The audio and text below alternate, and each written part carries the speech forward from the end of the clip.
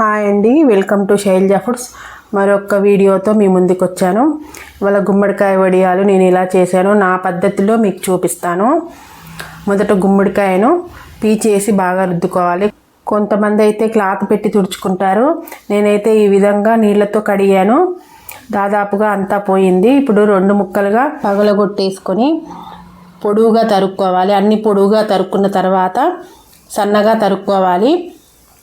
వెనకాల చెక్కుతో పాటు ముక్కలు చేసుకోవాలి. చెక్కు తీయకూడదు. అంటే ఇది చాలామందికి తెలుసుంటుంది, తెలియని వాళ్ళకి మాత్రమే చెప్తున్నాను. ఫస్ట్ పొడవుగా అన్నీ తరిగేసుకొని తర్వాత సన్న సన్న ముక్కలుగా తరిగేసుకోవాలి. ఈ గుమ్మడికాయని 2 తరిగితే బాగుంటుంది, సులువుగా అయిపోతుంది.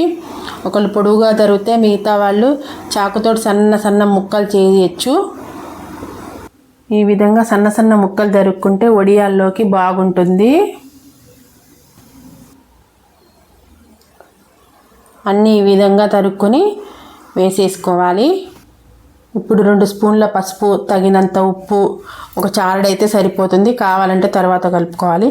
వేసి బాగా పిసికేసుకొని పక్కన పెట్టుకోవాలి. మూత పెట్టేసి ఈ విధంగా బాగా కలుపుకొని పెట్టుకొని 1 గంట పాటు ఉంచేస్తే ఊట బాగా ఊరుతుంది. మూత పెట్టుకొని 1 గంట ఉంచేసుకొని పెట్టుకోవాలి. నేను మినప్పప్పు రాత్రే నీళ్ళల్లో నానబోసుకొని పెట్టుకుంటున్నాను. ఒక గుమ్మడికాయకి 300 గ్రాములు అయితే సరిపోతుంది. ఇవంతా రాత్రే చేసేసి పెట్టుకున్నాను. తర్వాత 1 గంట అయిన తర్వాత ఒక క్లాత్ తీసుకొని దాంట్లో ఈ ముక్కలన్నీ వేసేసి నీళ్ళు మొత్తం వడిచేలాగా గట్టిగా పిండుకోవాలి. నేను ఈ వీడియో చాలా నిదానంగా చూపిస్తున్నాను. మిగతా వడియాలన్నీ ప్రాసెస్ మొత్తం ఒకటే కాబట్టి ఇది మాత్రం వేరుగా ఉంటుంది. ఇప్పుడు నీళ్ళన్నీ బాగా గట్టిగా పిండేసుకొని ఒక చిల్లులు దాంట్లో పెట్టేసేసి పైన ఒక చెక్క ముక్క పెట్టేసుకొని రోలు కానీ ఏదైనా బరువాటిది కానీ పెట్టేసుకోవాలి. ఇప్పుడు రాత్రిపూట పెడుతున్నాను, పొద్దున్న దాకా తీయను. పొద్దున్న తీసేస్తే తర్వాత అది పొద్దున అన్నమాట. మినప్పిండి బాగా మెత్తగా రుబ్బుకోవాలి. గ్రైండర్ వేసేస్తున్నాను. ఇప్పుడు మిక్సీలో పచ్చిమిరపకాయలు, 1 టేబుల్ స్పూన్ జీలకర్ర వేసేసి మిక్సీ పట్టుకున్నాను. తర్వాత ఒక పెద్ద గిన్నెలో ఈ ముక్కలు వేసేసుకొని రుబ్బుకున్న పిండి కూడా వేసేసి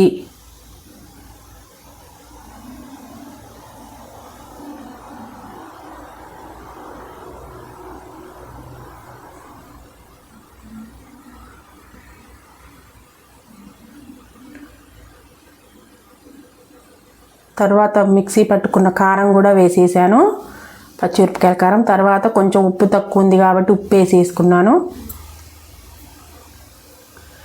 మొత్తం బాగా కలిపేసుకోవాలి.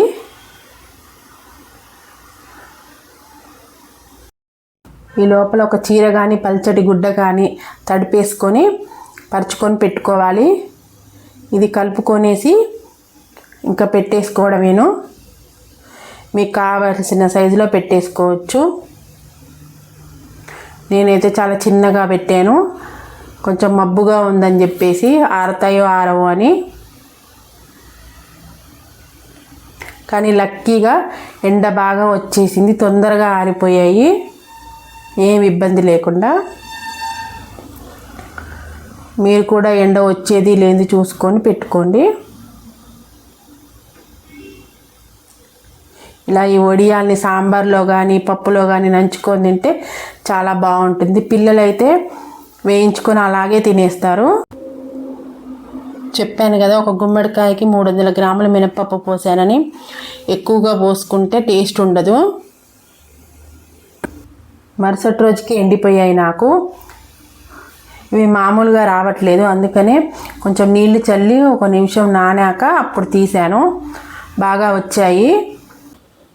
మీరైతే ఏ విధంగా పెట్టుకుంటారో మీ అభిప్రాయాలను కామెంట్ రూపంలో తెలియచేయండి. వీడియో నచ్చితే షేర్ చేయండి, లైక్ చేయండి. చూస్తున్నారు కానీ సబ్స్క్రైబ్ చేసుకోవట్లేదు. మరిన్ని వీడియోస్ కోసం నా ఛానల్ని చూస్తూనే ఉండండి. నా ఈ వీడియో నచ్చింది అనుకుంటున్నాను. నచ్చితే లైక్ చేయండి. ఈ విధంగా నేను గుమ్మడికాయ వడియాలు పెట్టాను. ఇవి ఊరిక తిన్నా కూడా చాలా బాగుంటాయి. వీడియో చివరి వరకు చూసినందుకు చాలా థ్యాంక్స్. ఉంటా మరి, బాయ్.